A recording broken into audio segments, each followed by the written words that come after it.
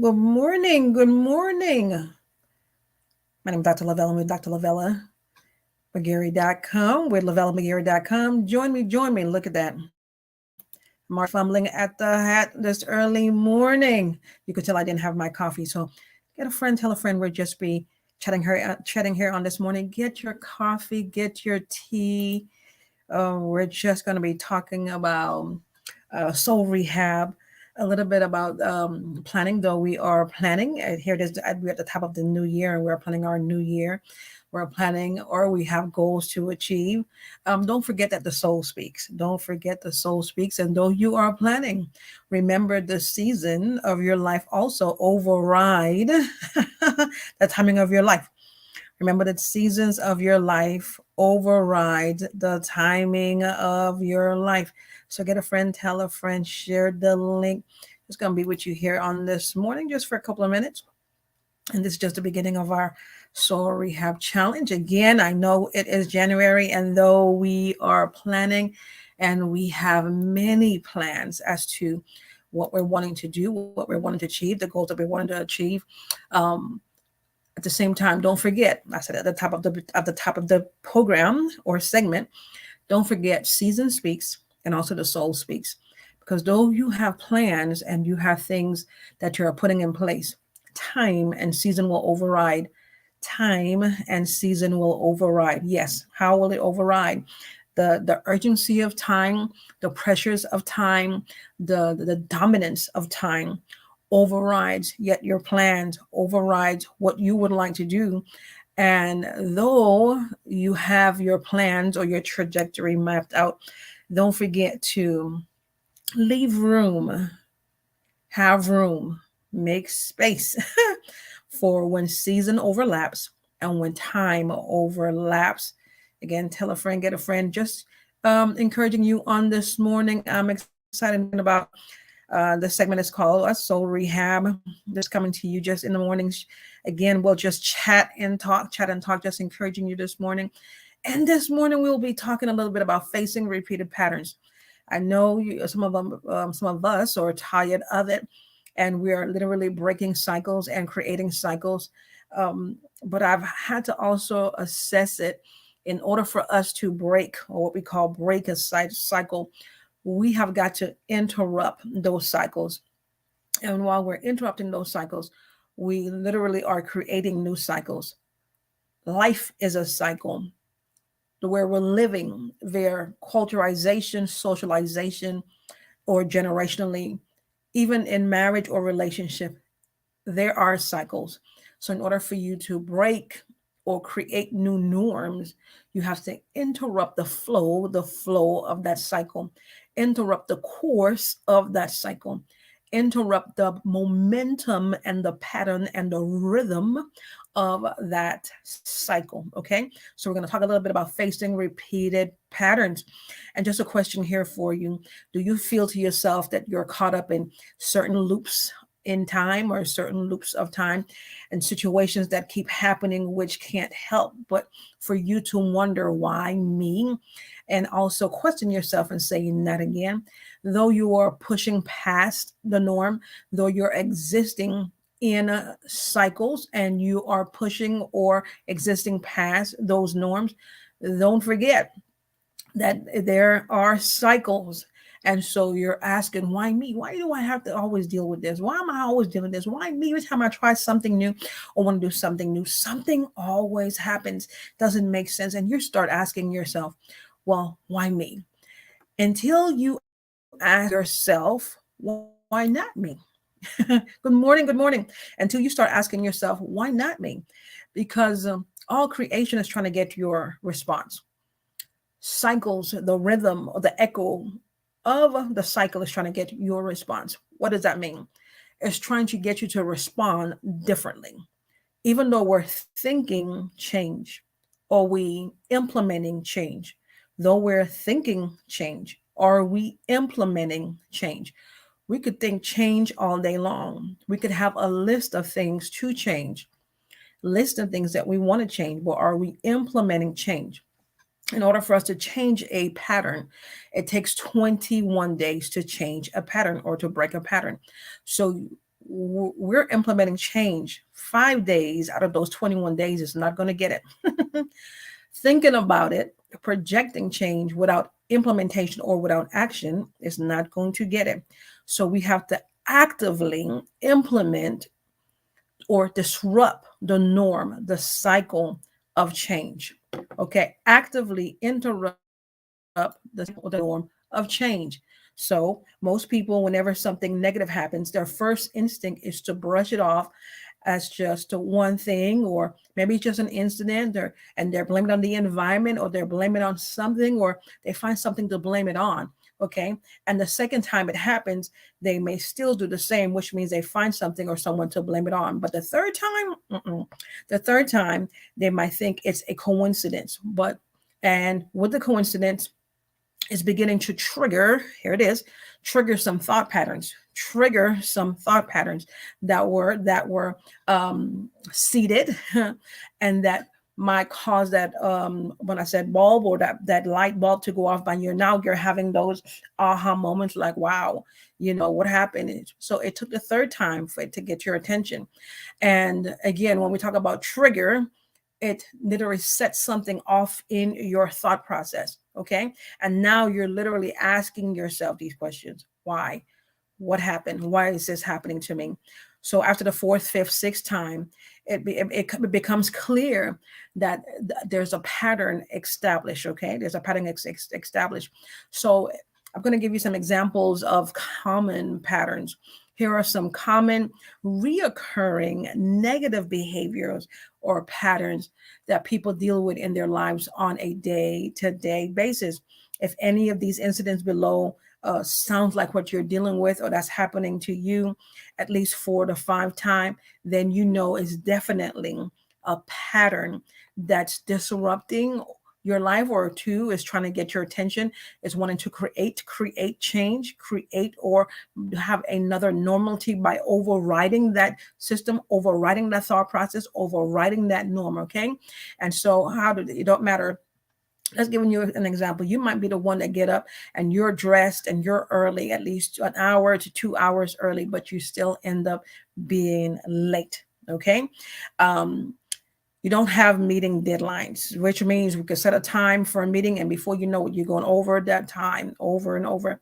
And then here it is now, we're being another thought pattern is being absent-minded, which means though you're thinking and you're processing, you're always procrastinating, 2, you're projecting, or 3, you're overthinking, and 4, you're letting it go too far. So these are being absent-minded. And 5, getting together with the wrong guy or girl, resulting in a disruptive relationship, whether it is a relationship with a boyfriend, girlfriend, or just relationship via business or ministry. You find yourself in these disruptive relationship. That's what sabotaging your thought process, is messing with your thought process, is disrupting your peace, is disrupting your norms. And so again, though we're identifying these thought process, we have to know that these thought process are, when I said drawn, when I said to us, which means we're thinking it or projecting it unknowing. We're thinking it or projecting these thoughts unknowing. So we have to assess our thinking process. When I said assess our thinking pattern, okay? Sleeping late, but not being able to wake up early. Another one is emotional eating.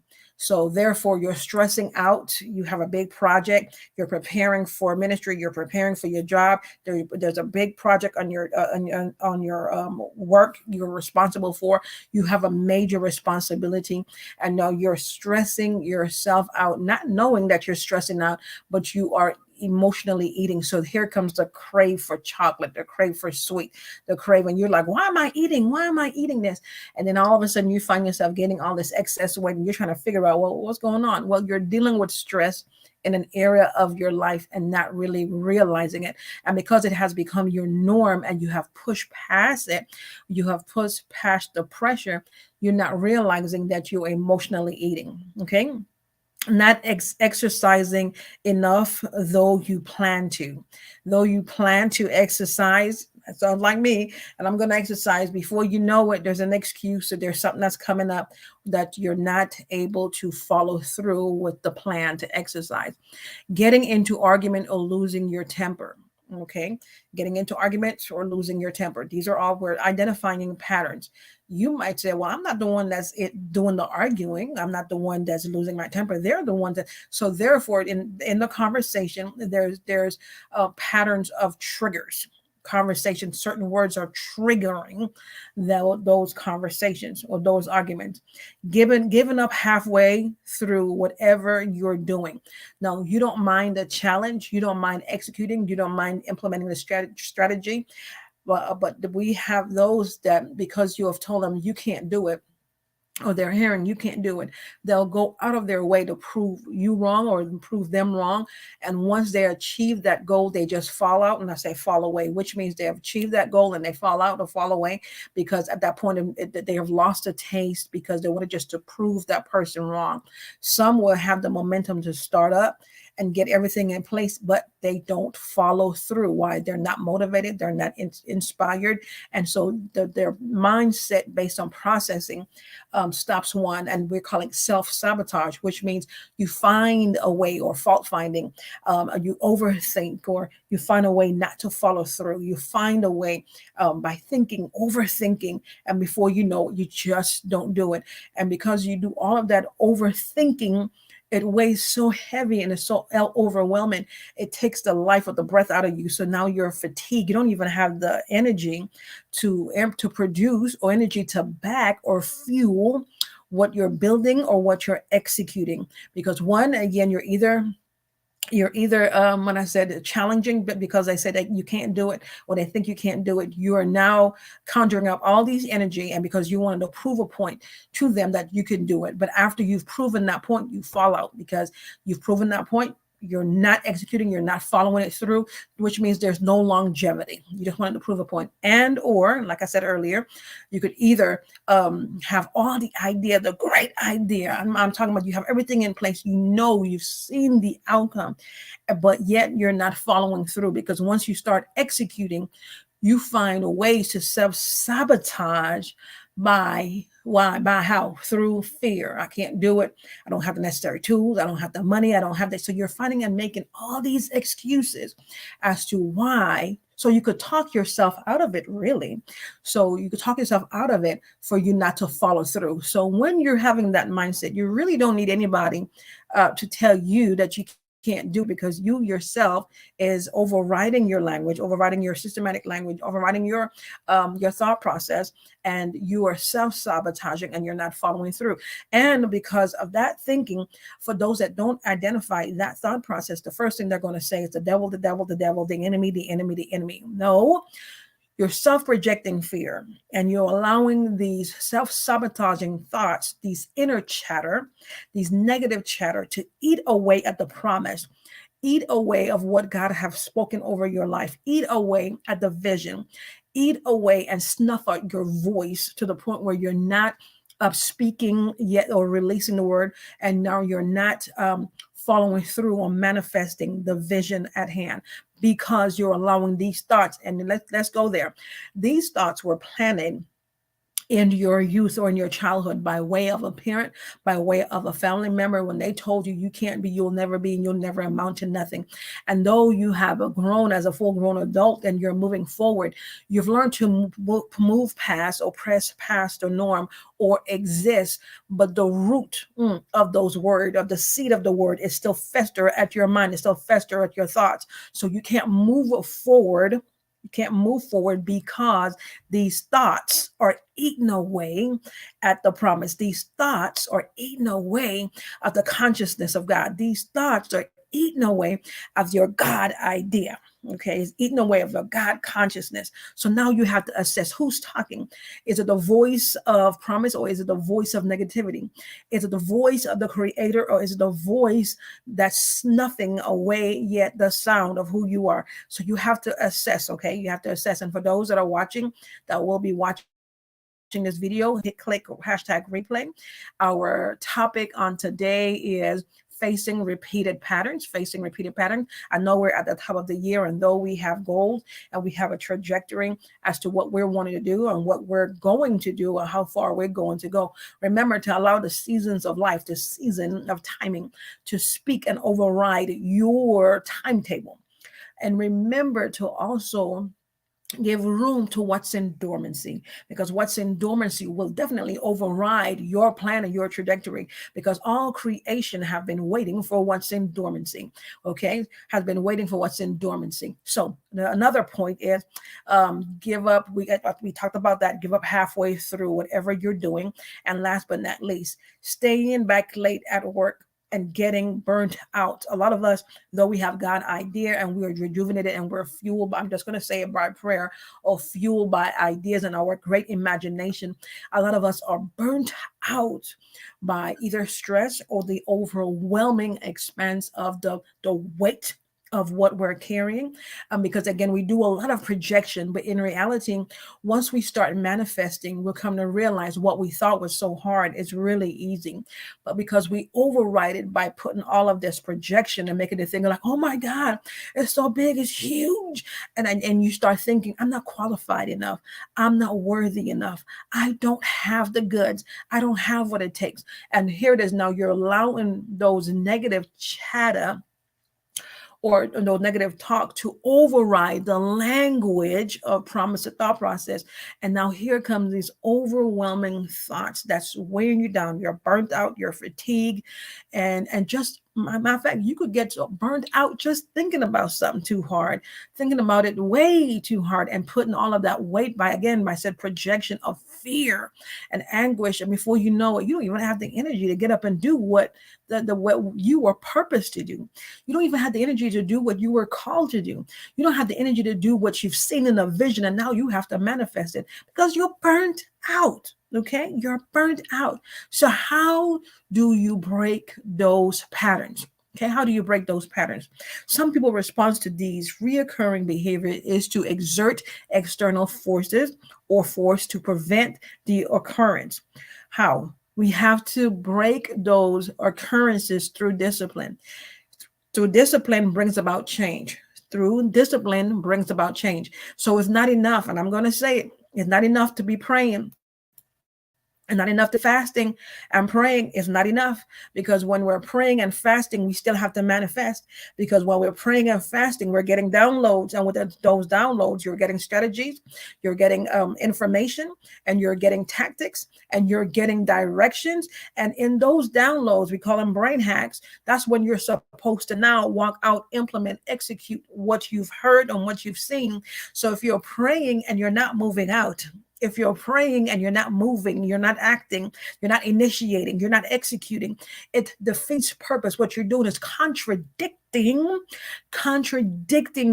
instruction, contradicting sight, contradicting what you've seen of what you're holding on to promise. You're contradicting the will, the counsel of the Lord. You're contradicting purpose. And then because you don't realize you're contradicting what you've seen and what you've heard, again, here it is the devil, the enemy, the enemy. No, you by your hand.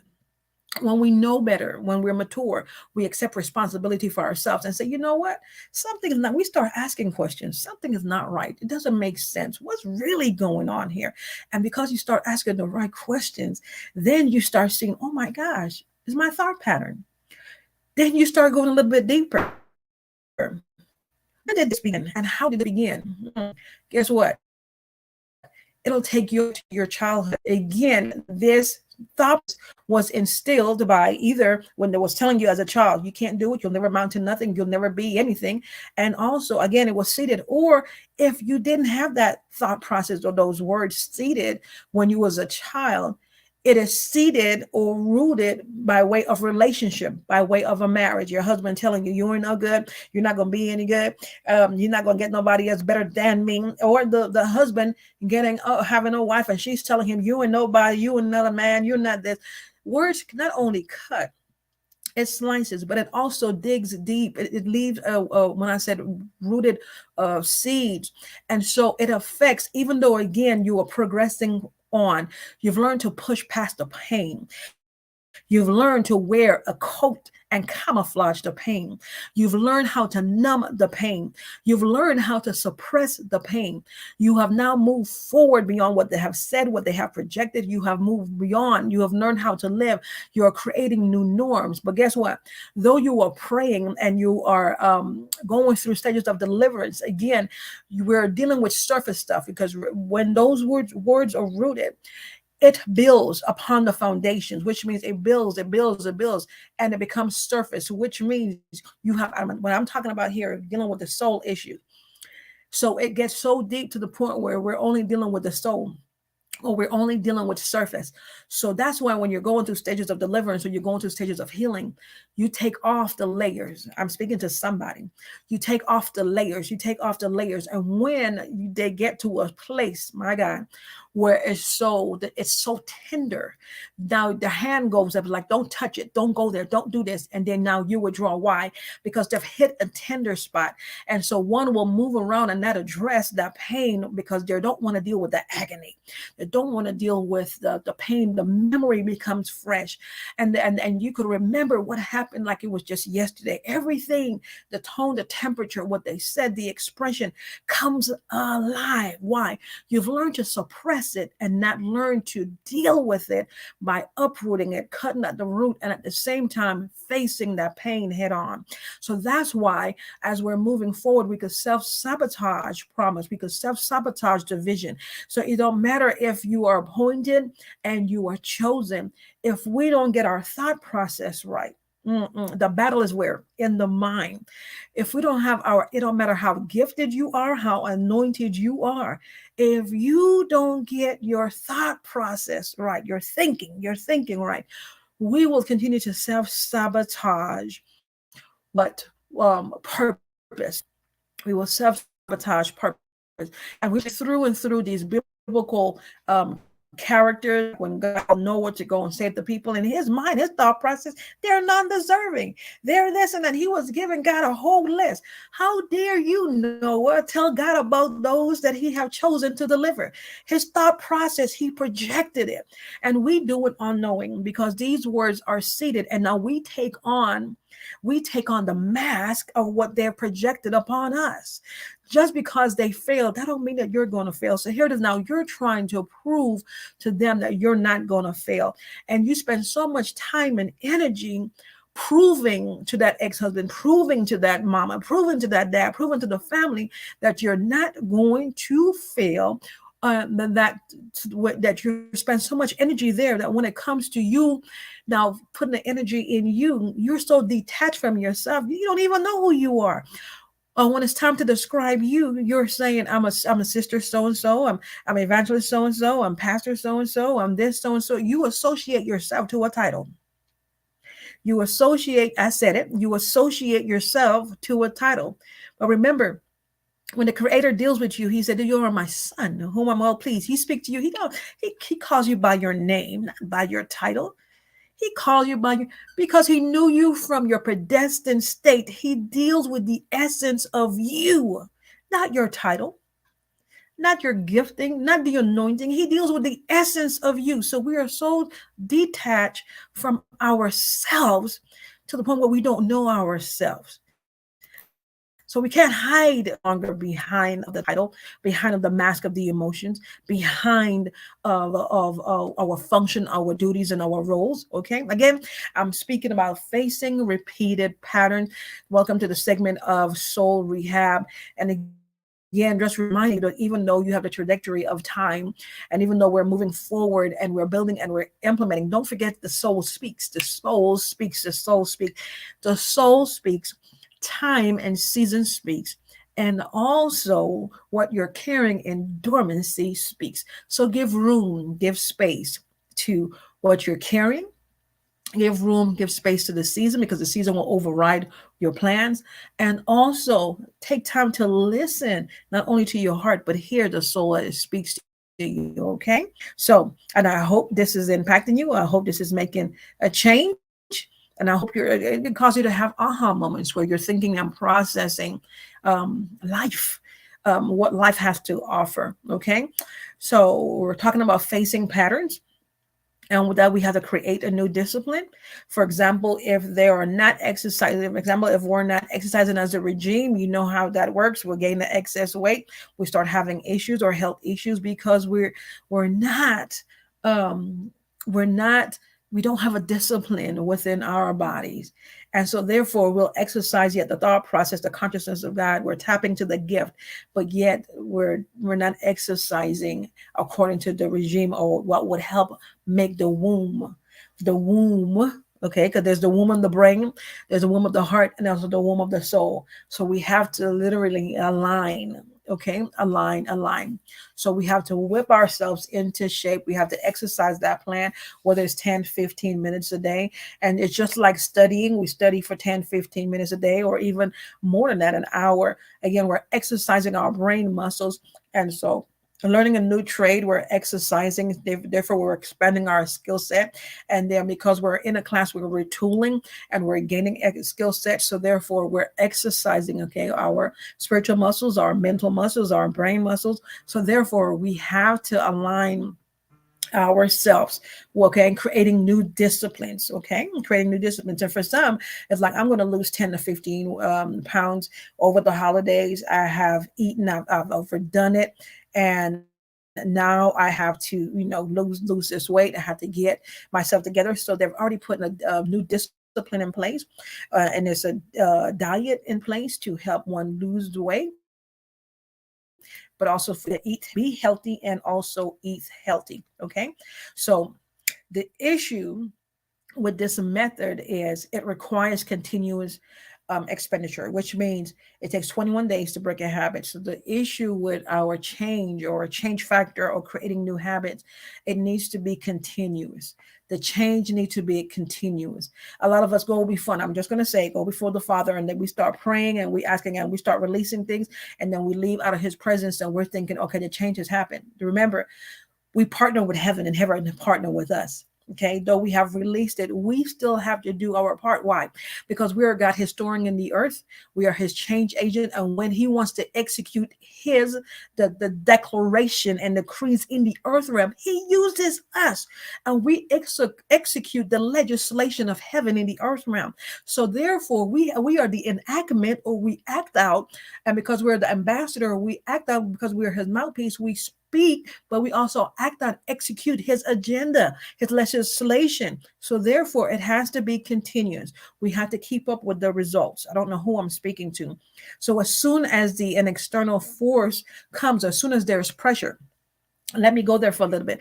And as soon as there is pressure, okay, once you start making changes, there will be pressure. Once you start creating or breaking the norm, now you're coming out of one cycle, you're coming out of a norm, and you're creating new norm. There is going to be pressure. There is going to be turbulence. Why? You're creating havoc. You're creating havoc. And you'll come, and when there's a little pressure, we get frustrated and like, oh my God, because we feel all hell is breaking loose. But in reality, all hell is breaking loose, because now when you come out of that norm, you're realizing, oh my God, I was stuck. I was comfortable. I've stayed in that season too long. I've been there too long. So you're creating habit because you're disrupting and you're changing the rhythm. You're changing the continuum. You're changing the fluidity, and you're creating a little turbulence. What are you doing? You're evolving, and it's very revolutionary. And you're changing, and it's very revolutionary. And that has to happen. You have to come out of it, and it's going to be violent. It's going to be a lot of anguish and frustration. Why? Because how dare you change the norm, the course of things? How dare you change the course of things? I've been having you in this space. I've been speaking next negativity, speaking to your mind, telling you and having you believe that you're nothing, you can't amount to nothing. Now you're changing and you're manifesting and making things, you're changing your life and you're becoming and you're achieving. And you're like, how dare you do that? And so you'll realize that even in the relationships that you've been connected with, they've been comfortable with you staying there. As long as we have a lot of complainers. So as long as they're in that place where complaining is not going to happen, it's not going to work, it's not going to do this. I don't know. I've been waiting on God. When you start manifesting, that it breaks that normality. And then you'll start hearing, who do you think you are? You think you're better than I am? You're going to start hearing the echo of the chatter of negativity. And now you're going to realize, this is what I've been connected to. This is where I've been. I've been there how long? 6 years? Oh my God, what did I do? What did I allow? And what did I allow in my ear gates? What did I allow in my heart? What did I listen to? You start asking yourself these questions because you're realizing you've stayed in some places and in some seasons for far too long. So yes, it's going to create pressure because you are applying pressure. You're coming out, you're busting out of there, and you're literally, and it's so funny to me when it comes to the body of Christ, because I mean, we don't mind praying and decreeing it that this so and so will change and this will, but when it starts happening, one gets frustrated and then they run into in the closet and like, what happened? You prayed that, you decreed that, it's manifesting. Why run? So, do you believe what you're praying? Do you believe what you're decreeing? Do you believe what you're releasing in the earth realm? Okay. So again, it gives it causes one to question yet one's posture, and also cause one to question one's authority, and also causes one to question one's legitimacy. I'm just going to say it like that: one's legitimacy. Again, because once you're declaring, and once your mind is made up, and once you take hold of, or the transformation of your mind, and you're now seeing in 3D, and now you are moving with the height of the spirit, and you're moving beyond norms, beyond the barriers, and you're breaking. You become so tunnel vision. You see no obstacles. You hear no obstacles. You manifest time, and so you are bringing change. A lot of you are am I talking about? You're change agents. You change the temperature. You change the norms. You alter people's life. Okay. But first you have to you alter your life. Okay. Bring changes to you're breaking your normality. And so with that, you are breaking yet next when I said you are breaking norms, you are that force. And so now you're being removed out of that cycle. You'll start to revert to your natural habit pattern. So you're creating new patterns. It will feel strange to you because with that breaking or reverting to a new pattern, it feels like you're in transition. Okay. It feels like you're in transition because you're breaking and you're creating a new pattern. In addition, into investing or manifesting or becoming um, your new or your change, everything about you will change. You might find yourself uprooting from your where you were living, your city, changing your job, everything about you, because you start seeing different. Your perspective is different, your scope is different, and so everything is changing. And there's some things and people that you will leave, you'll disconnect from because you're changing and you're altering your life. You're aligning yourself, okay, to the vision of what the Creator have for you. You're aligning yourself to purpose. Okay. So the reason why that happens is because, and I said the reason why the turbulence, the reason why change, the reason why there's an changing normality, which means again, patterns are one pattern or cycle is coming to an end, and a new pattern or cycle is being created. And so you're creating again a new norm. You're changing the framework of how you think. Everything about you is changing. Your appetite is changing. Even your wardrobe is changing. Everything about you is changing. So these frameworks also change the values in which you think it. You see yourself differently, and when it comes to your worth. So everything is changing. Everything is different. It changes your inner beliefs. It changes your value. It changes your philosophy. And also, again, because you have a different view, a different perspective, now you see from a different architectural view. Everything about you is changing. Okay, so to get rid of these repetitive behaviors or repetitive patterns, you need to look inward, and you need to examine what triggers them. You need to examine what triggers them. Uncover the underlying causes. Uncover the underlying causes, and you'll say, look, there are some things I just don't want to talk about. It's behind me. It's been behind me. I really don't want to deal with it again. But if I put it this way, it's not going to stop visiting you until you deal with it. That's why you'll have a different face, but the same behavioral pattern. A different face, but the same pattern that comes to trigger you. Okay, that comes to trigger you.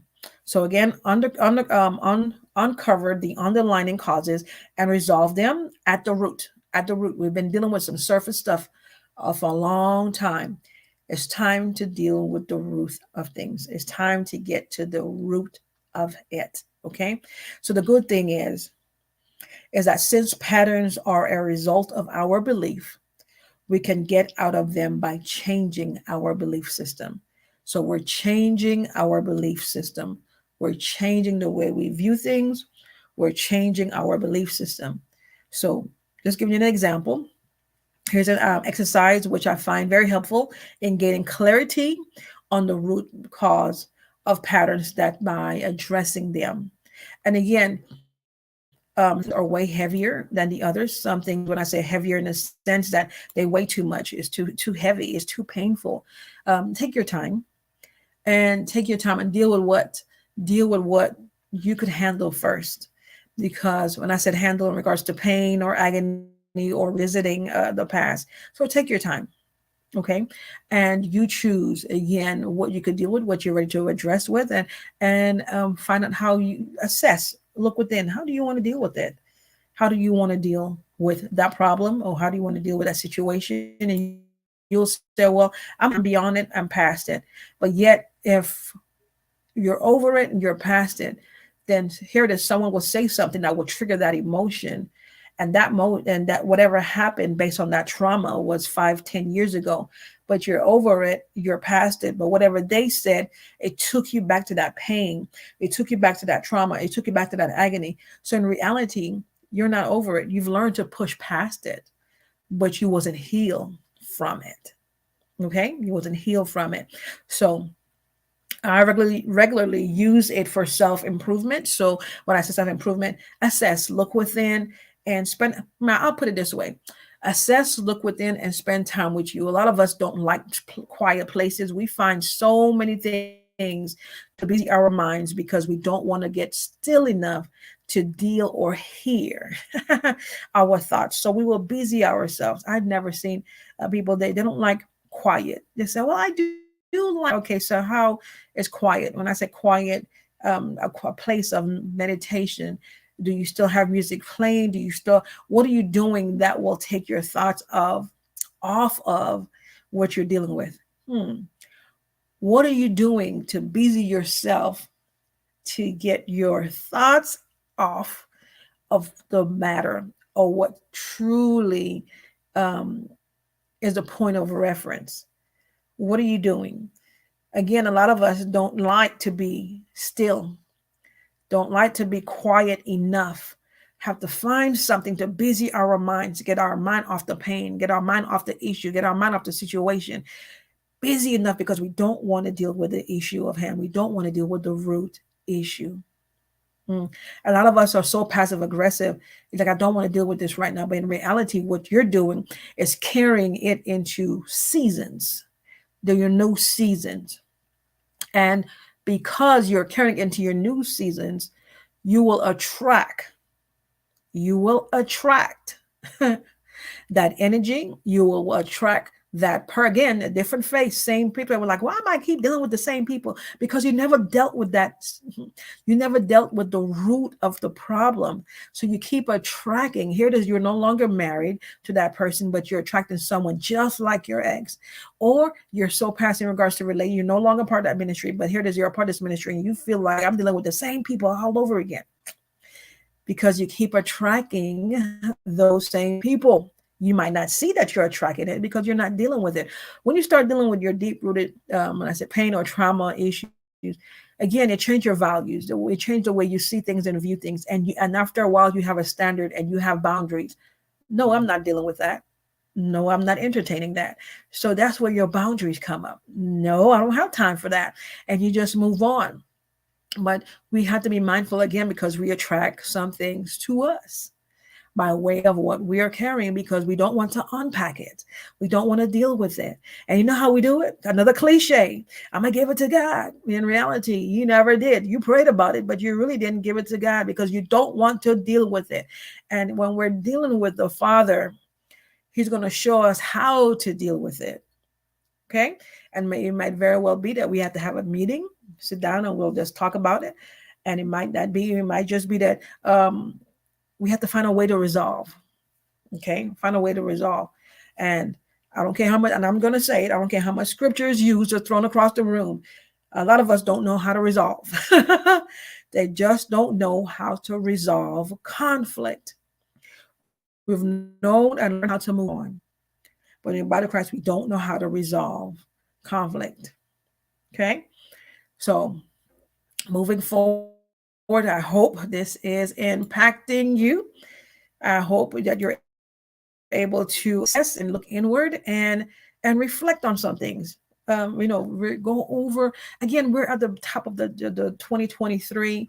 Some have made resolutions. Some are planning their goals. Some are really executing what they're based on their goals, what they want to do.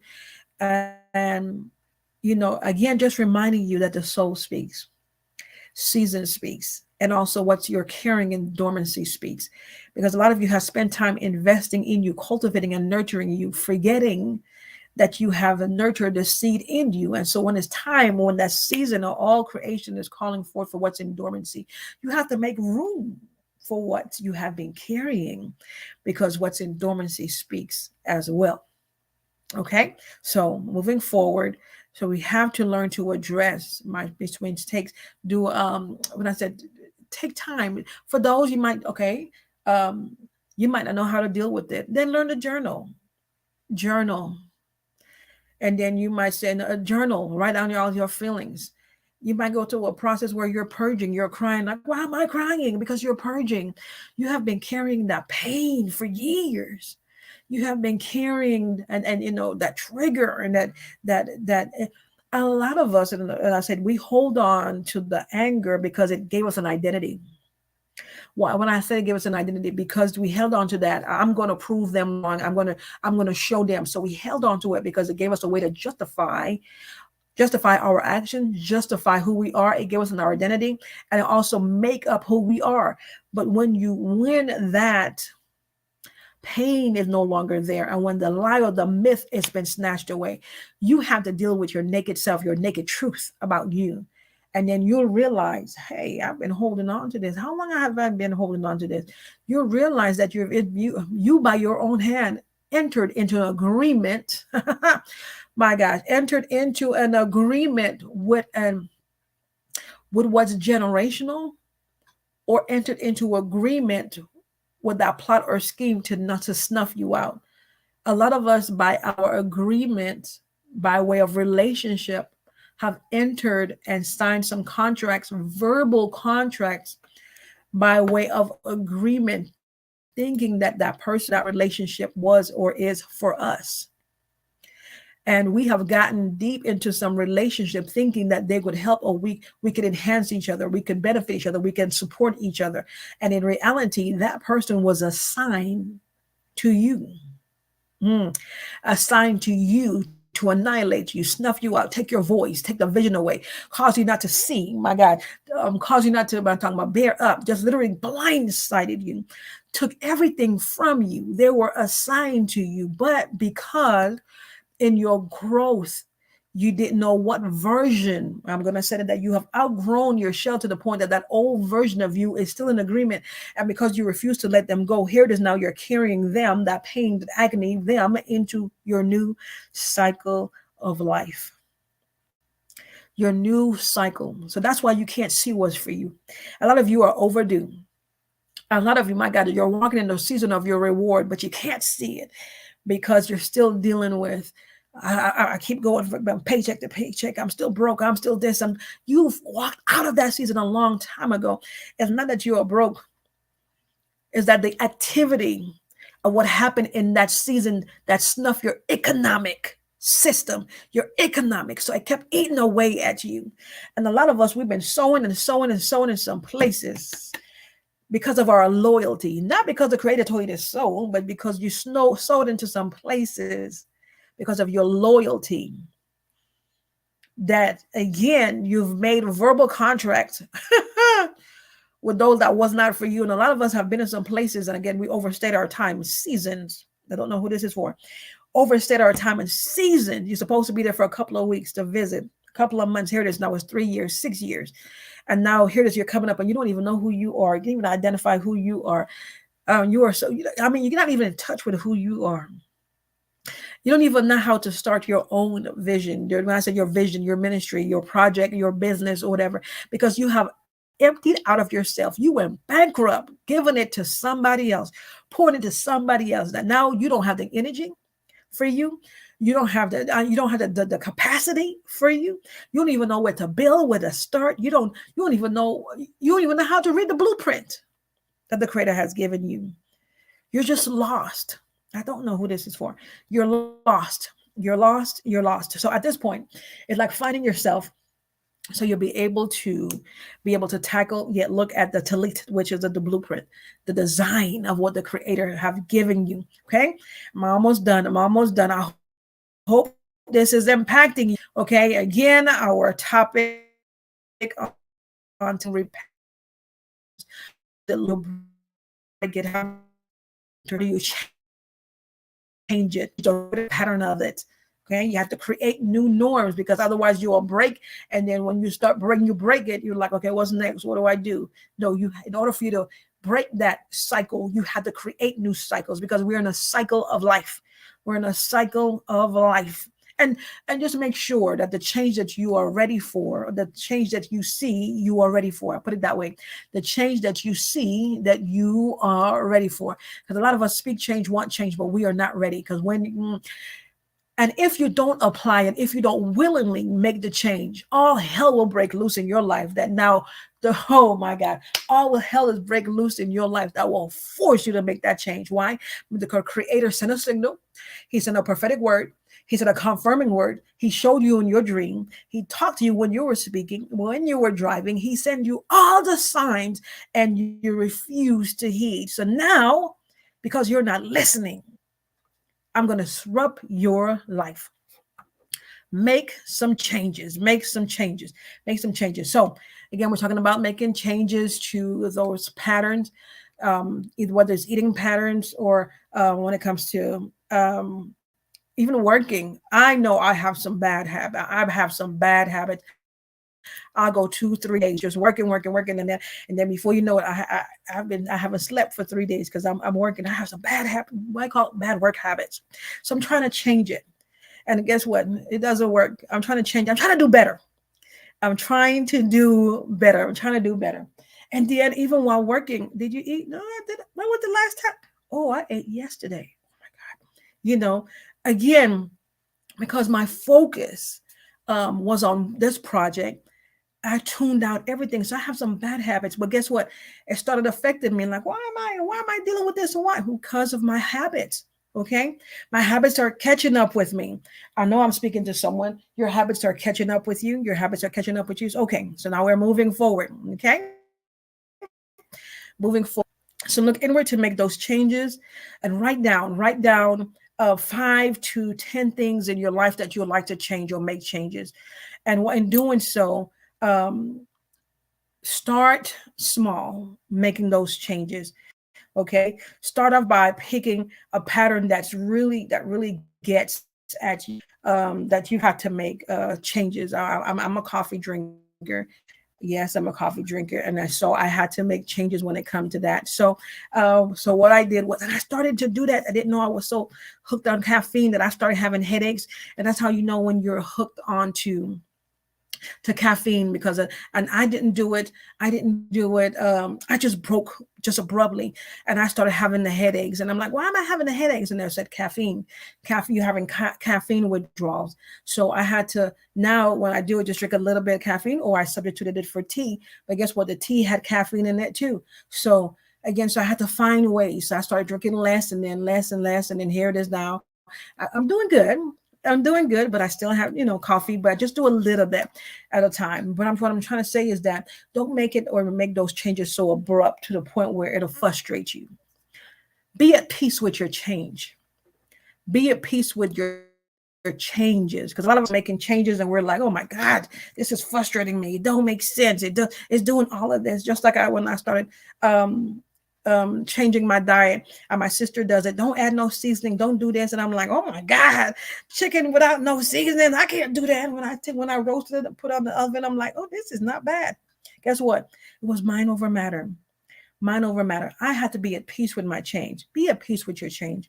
Welcome your change. Accept your change. Embrace your change. Otherwise, you will reject your change. You will reject your new. You will reject your new. And guess what? If you don't, because you will want the world to accept your change when you yourself is in conflict with your change. Embrace your change. Accept your change. And it doesn't matter if the world accept your change or not. You be at one, be at peace with your change. Okay. I don't know why I'm that, but again, be at peace with your change. Welcome you. Spend time with you. Celebrate you. Take the time to get to know you. When I say know you, learn the versions of you. Learn the versions of you because the way you're thinking, my God, that was like 5, 10 years ago. You have outgrown the shell. You have outgrown your thought process. You have outgrown you, and you still don't even know this new version of you. So get to know you. Spend time with you. Okay. Spend time with you. So, one, write down the changes that you would like to make, and then start small. Face it. Start small, face it. Make it, when I said do samples small, do like a taste tester. You might say, you like me, you like caffeine. Start drinking, changing your caffeine. Start changing your coffee, or change. Someone say I'm hooked on Coke. I gotta have my Coke. Gotta have my Coke. Well, they have what, zero caffeine, and they have zero Coke, and I'm like, it's not the same. Okay, well, find another substitute, and gradually do it. Okay, gradually do it. Change your patterns. Change your patterns. And also find different example, which means research it. Just don't do it high and dry. Research it. What would you like? What would you like to change? Start researching, okay, and start changing your colors. Burnt orange, red. Try changing your colors. Start with your wardrobes, with your hair. Oh, I like this. Start changing, doing things gradually. Do a little research. Take the time to research what you like and what you don't like. What learn something new about you, because a lot of us, again, we're not new. Not only we talk seasons when reality is versions or state or mental state. Learn that mental state of you. Learn the mental state of you. That's when you'll have your boundaries, and that's when you'll have your limits. That's when you'll have your limits, and you know how far you could go, and what you will put up with and what you won't put up with. Okay. And examine, take the time to examine those thoughts, those processing, those changes. Okay. Why? Find out why you can't sleep. Are you thinking? Are you overthinking? Or is it that you're laying down, your eyes are shut, but you're actually not sleeping because your mind is going? Learn how to shut down your mind. Why is your mind going? And it might just be that you might have to release that creativity, which means find something to do um, that taps into your creativity. When was the last time you drew? When was the last time you wrote poems? When was the last time you wrote a book? Something to tap or release that stress. Release that, and release. You might just be high charge. Find something that you could do that taps into your creativity. Rearrange your room, change your colors, tones, read a book, something that you could literally unwind to be able to relax yourself to go to sleep. It could very well be stress. Stress does that to the point where we're not able to relax or think because, oh my God, I gotta take this bill, I gotta do this, I gotta do that. But find a way to be able to relax. Do you know how to relax? Do you know how to relax? That's a good question. Do you know how to relax? Do you know how to chill? Do you know how to do that? So again, and examine these incidents, examine yourself. What is your pet peeve? What frustrates you? What has you wired? What's taking you to messing with your equilibrium? What's causing you to offset you? What's offsetting you? Why is there not a balance? What's offsetting you? What's offsetting you? And assess, make a list. Okay, make a list, and it could very well be, and again, little simple things. You could be calm, but yet you're stuck in traffic, and now that one just cut in front of you, and now you're going off, and now you're, where'd that come from? There's some hidden anger, some hidden anguish. So some things that that's really eating away at you, and you really don't know what it is. Find out what it is that's changing your tone, that's taking away your smile, that's causing you offset, that you don't want to be bothered. I don't want to deal with him. I don't want to deal with, why you don't want to deal with him? Why don't want to deal with her? What's going on? So let's get to the root of some things. Okay. Let's get to the change your way home. Go another way. Okay, look, gas is funny right now. Find another route. Find another way. Take another drive. Do something. Or are you one that you take the same path every day? You go down the same road every day. Change things. Change. Go down a different street. Change your programs. What do you do for change? You'll realize how stuck you were if when you start making those changes. Like, wow, yes, you were stuck. Okay, find different locations. Buy flowers for yourself and appreciate yourself. What does that look like for you? Appreciating yourself. Having some sister girlfriend times. What does that look like? I used to have one. Matter of fact, she's not in the States right now, but every now and then she's like, "No, you're busy. Do you mind? I just want a couple of minutes of your time." I'm like, "Sure." When I get there, she has flowers and she has food. She's cooked me some food, and she's like, sit. She said, "Because you are so busy serving everybody else, somebody need to serve you." And I'm like, and I got up, but let me do this. And then she said, "See, there you go."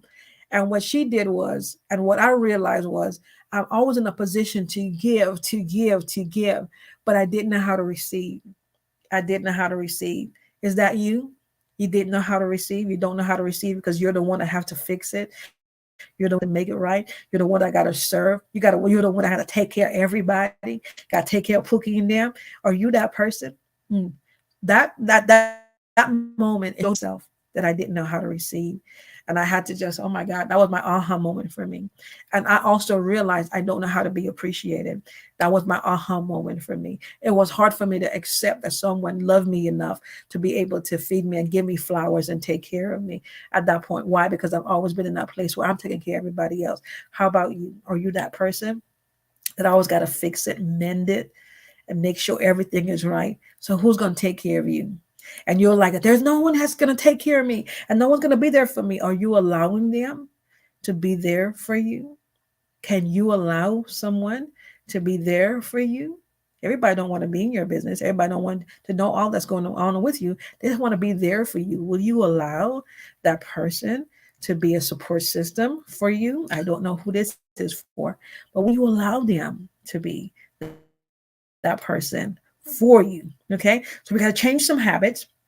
So we got to identify these factors, identify what's in place that's disrupting our norm, that's self-sabotaging us, that's blockers, they're hindrances, they're stopping us from moving or progression forward. You will have a wicked mind. I'm talking about that brain of intelligence. But then here there's something blocking you from moving forward, from maneuvering forward. You have all the strategies, you have the vision, you have I'm talking about the game, the play, the blueprint. You have everything on paper, but you can't move forward. You can't execute forward. There's something stopping you. So, what is that factor? What is hindering you? What is stopping you? Now, let's identify it. And again, identifying that factor, identifying that issue means that you'll have to pull off the layers. The layers could mean years. Take off the layers and get into the root of it. And the taking off the layers is going to be painful. It's going to be painful because you're going to remember everything Pookie and them said, what mama said, what husband said, what sister girl said, what your kids said, everything what they said that was raw and uncut, that was cutting and slicing at you, to get to the root of it, for you to realize this is the very thing that has been holding me hostage. This is the very thing that has been holding me hostage. And what am I going to do about it? What am I going to do about it? So I'm hoping that this was impacting you. It was impactful. I'm hoping that it caused you to shed light. I'm hoping that you were able to, do like a self-reflection. Because a lot of us, though we look in the mirror, we look in the mirror to tear apart of ourselves. I don't like my nose. I don't like my ears. I don't like my color. I don't like my complexion. I don't like this. When was the last time you looked in the mirror and said, God, I thank you for in your reflection, I was made in your image. When was the last time you looked at that reflection of you and you were grateful for who God created you to be and you were thankful? Or are you that person, God, thank you, but after you say thank you and you're grateful, you have 101 lists as to why things are not happening right for you? So at this point, when you're looking in the mirror, the essence, the being, the core of you, you're looking at the image of the creator because you were made in his image and likeness. And when he visits you, he comes to visit and hear an echo of himself. Or do you like you, the totality of you, the essence of you, or are you still rejecting you? So again, a lot of us can't achieve certain things because we're self-rejecting ourselves. That's why we are self-sabotaging ourselves, because we can't believe that the creator has given us something this huge. He trusted you totally, the fluidity of you, even though you don't have it all.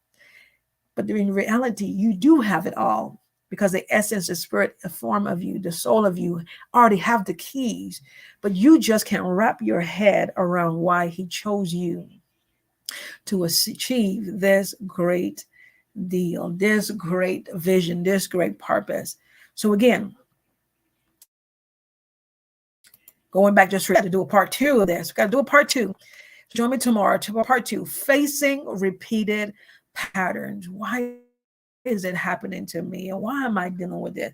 Again, I can't move forward. I'm moving. What is it about this? I can't shake.